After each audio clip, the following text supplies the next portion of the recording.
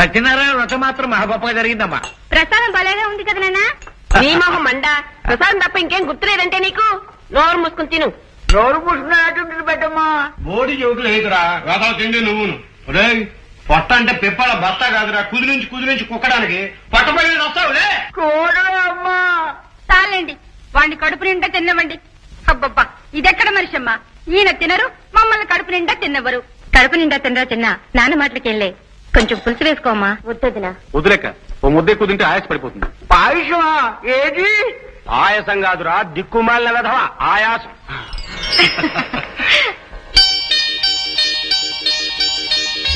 నిద్రపోమ్మా పద్మ. నాకు నిద్ర రావడం లేదు. కళ్ళు మూసుకుని పడుకోమ్మా, నిద్రదే వస్తుంది. పాలు తాగిందే నిద్ర పట్టదు నాన్న. అమ్మని పాలు తెమ్మంటా ఉండమ్మా.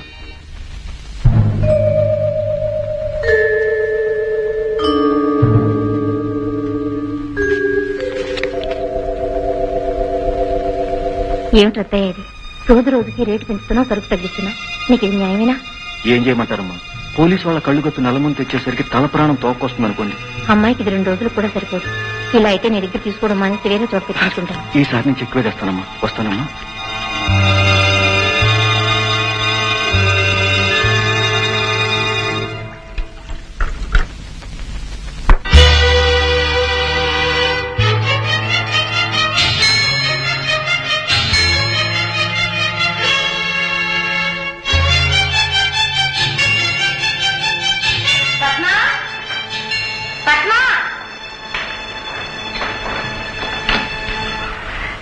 ఈ పాలు తాగమ్మా.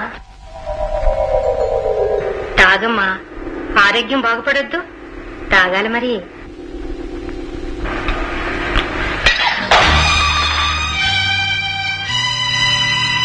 నువ్వు మనిషివా రాక్షసివా? పాపిష్టిదానా, నా బిడ్డ చేత నల్లమందు తినిపిస్తావా? ఆరోగ్యానికి మంచిదని. పద్మ ఇలా కావటానికి కారణం ఇదన్నమాట. అభూశుభం తెలియని పసిపిల్లి, నిప్పు కాల్చేస్తుందని నీరు ముంచేస్తుందని కూడా తెలియని అమాయకురాలే. తల్లి లేని లోటు తీరుస్తావన్న ఆశతో అరుక్కునే నిన్ను అందరం ఎక్కించి నా బిడ్డని నీకు అప్పగిస్తే దానికింత అపకారం తలపెడతావా? అమ్మలా చూసుకుంటుందన్న భ్రమలో నా చిట్టి తల్లిని ఒక రాక్షసికి అప్పగించాను. కన్న తల్లిలా ప్రేమను పంచుతుందన్న ఆశతో నా చిన్నారి తల్లిని ఒక కథాయానికి అప్పచెప్పాను. విషం తినిపిస్తున్నా నవ్వుతూ మింగేసే ఈ అమాయకురాలికి నల్లమందు తినిపించడానికి నీకు చేతులనే వచ్చాయి జానకి. ఏమిటి పద్మకి నల్లమందు పెట్టిందా? పుట్టిని గౌరవాన్ని మంచి కలిగే అతను చూస్తేనే కడుపు తరుక్కుపోతుంది. అలాంటి పిల్లకి ఈ నక్కలు కలవడానికి సిగ్గాము. నాకే పాపం తెలియదండి. పద్మకి నల్లమందు తినిపిస్తే నిద్రపోతుందని చెప్పారండి. పోవాలని తినిపించావా, లేక శాశ్వతంగానే నిద్రపోతుందని తినిపించావా? దౌర్భాగ్యం. ముక్కు పచ్చరాలని నా బిడ్డ బతుకులో నిప్పుడు పోతుంది. నిన్ను వేధించకూడదు. నిన్ను ముఖ్యంగా నువ్వు నాశనం అయిపోతావు జానకి, నువ్వు నాశనం అయిపోతావు.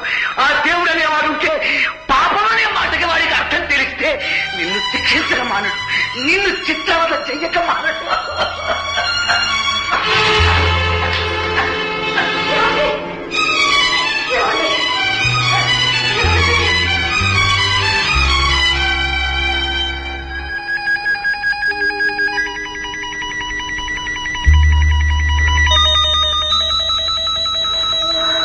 డాక్టర్, ఎంత డబ్బైనా సరే ఇచ్చుకుంటాను.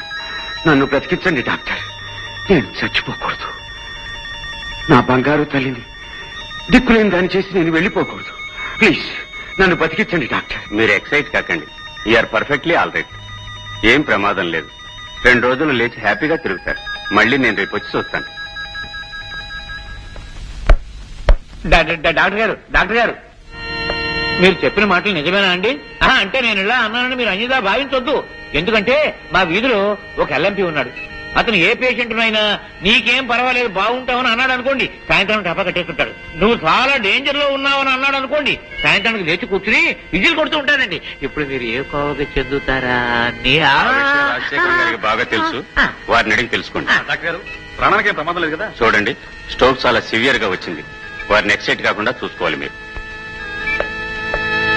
రే చేతు, ఉద్రేక పడకుండా జాగ్రత్తగా చూసుకోవాలట్రా. అంటే జాగ్రత్తగా చూసుకోవటం కాదు, ఉద్రేకపడేలా జాగ్రత్తగా ప్లాన్ చేసుకోవాలి. అదేగా నేననేదేను.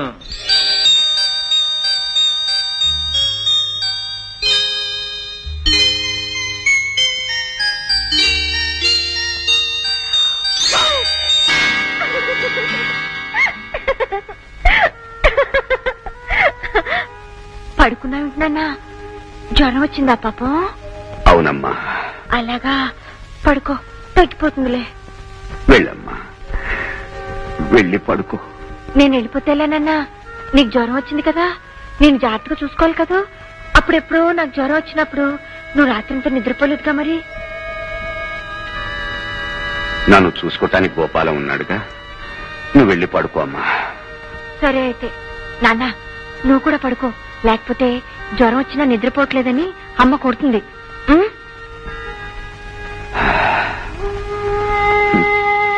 బాబు గారు, ఏరా? కొట్లాడుకున్నా రక్త సంబంధాలు తెగిపోతాయి బాబు గారు. లేదురా, ప్రపంచంలో ఏ శక్తి తెంచలేని సన్నటి బంధం రక్త సంబంధం. అయితే బాబు గారు, తమరోసారి తమ చెల్లెమ్మ గారిని కలవండి బాబు గారు. గోపాలం, అవును బాబు గారు, లక్ష్మమ్మ గారిని, ఆ అబ్బాయి గారిని ఇక్కడికి వచ్చి పద్మమ్మ గారిని ఆస్తిని చూసుకోమని అడగండి బాబు. అమ్మను చూడకపోతే బిడ్డలు బెంగపడాలే కాని చూసి భయపడకూడదు బాబు గారు. పద్మమ్మ గారికి అమ్మగారంటే భయమే కాని ప్రేమ లేదు. లక్ష్మమ్మ గారి ఆలనా పాలనాలు మన అమ్మాయి గారు సుఖపడతారనిపిస్తోంది బాబు గారు. నిజమేరా గోపాలం, బతకనేమోనన్న భయం నన్నెందుకో ఆవరించింది. అదే జరిగితే ఈ రాక్షసులు పద్మని రాచి రంపాన పెడతారు, పీక్కు తినేస్తారు. లక్ష్మిని కలుస్తాను గోపాలం, నా బిడ్డని బ్రతికించమని ప్రాధేయపడతాను. ఆదరిస్తే ఆనందిస్తాను, చీదరిస్తే కాళ్ళు పట్టుకుని మరీ బతిమాలుతాను. మీరు వెళ్ళి అడిగితే కాదండ్రు బాబు ఆ అమ్మగారు. అయ్యగారు పోవడంతో మీ మధ్య వచ్చిన కలతలన్నీ మర్చిపోయి ఉంటారు. ఆ అమ్మ మనసు నాకు తెలుసు, దొడ్డ మనసున్న తల్లి ఆయమ్మ.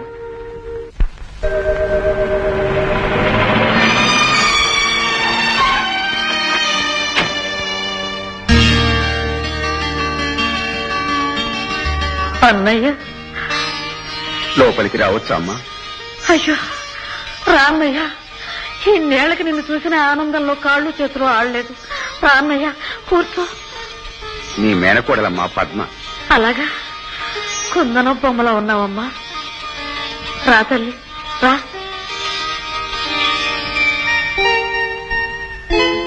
నాన్న, ఏమ్మా? ఆ బొమ్మలతో ఆడుకుంటాను. వెళ్ళమ్మా, ఆడు.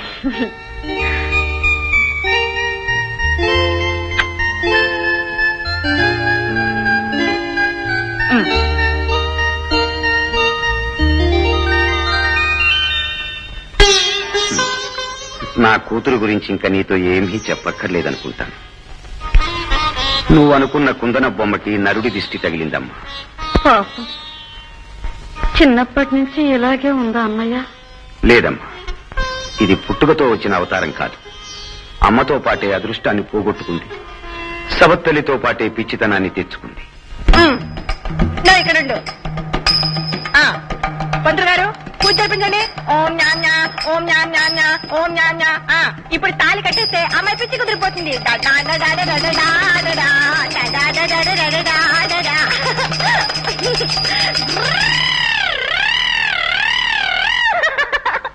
అయ్యో, ఆ జానకమ్మ అంత ఘోరానికి ఒడిగట్టిందా?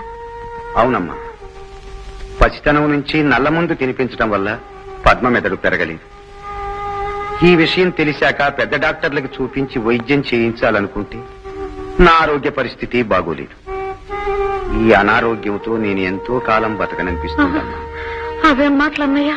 లక్ష్మి, తప్పెవరిదైనా బావగారికి నాకు మనస్పర్ధలు వచ్చి విడిపోయిన ఇన్నేళ్లకి మళ్ళీ ఇవాళ స్వార్థంతో నా బిడ్డకి బ్రతుకు భిక్ష పెట్టమని అడుక్కునే బిచ్చగాడిలా నీ గుమ్మం తొక్కానమ్మా. నేను పోయాక పద్మ పరిస్థితి ఊహిస్తే నా ఒళ్ళు జలధరిస్తుంది. పద్మని ఆస్తిని నీకు అప్పగించాలని వచ్చాను. నువ్వు మీ అబ్బాయి మా ఇంటికి వచ్చి పద్మని మామూలు మనిషిని చెయ్యాలి. పద్మని నీ కోడలిగా చేసుకోవాలమ్మా. ఆ దేవుడు కన్నిటినీ కష్టాలనే తప్ప ఇంతటి అదృష్టాన్ని ఆనందాన్ని నా నుదుట రాయలేదన్నయ్య. మావాడు రాజా వాణ్ణే ఏ దేవుడో బాగు చేయాల్సిన స్థితిలో ఉన్నాడు. లక్ష్మి, సాధారణంగా బిడ్డలకి తల్లి అంటే చనువు, తండ్రి అంటే భయము ఉంటాయన్నయ్య. ఆయన పోవడంతో వాడికి భయం లేకుండా పోయింది. తోడబుట్టిన వాడివి కనుక నీకు మనసు విప్పి చెప్పుకుంటున్నాను. వాడు నా చెయ్యి దాటిపోయాడు అన్నయ్య. ఇంటికి ఎప్పుడొస్తాడో, ఎక్కడ తిరుగుతున్నాడో, ఏం పని మీద పెడతాడో తెలియకుండా ఉంది. కలసి ఉంటే కలదు సుఖమని పెద్దలు ఎందుకన్నారో నాకిప్పుడు అర్థమవుతోంది అన్నయ్య. మన రెండు కుటుంబాలు విడిపోకుండా కలసి ఉండి ఉంటే పద్మకి నా అభిమానము దక్కేది, రాజాకి నీ భయము ఉండేదన్నయ్య. వాళ్ళిద్దరి బ్రతుకులు ఇలా బండలయ్యేవి కావు. అవునమ్మా, అది నిజమే. నాకు అదే బాధగా ఉంది. మన అహంకారాలకి ఆభిజాత్యాలకి పిల్లల భవిష్యత్తులు బలైపోయాయి. అమ్మా లక్ష్మి, రాజా నేనొకసారి కలిసి నా విషయం చెప్పుకుంటాను, బతిమాలుకుంటాను.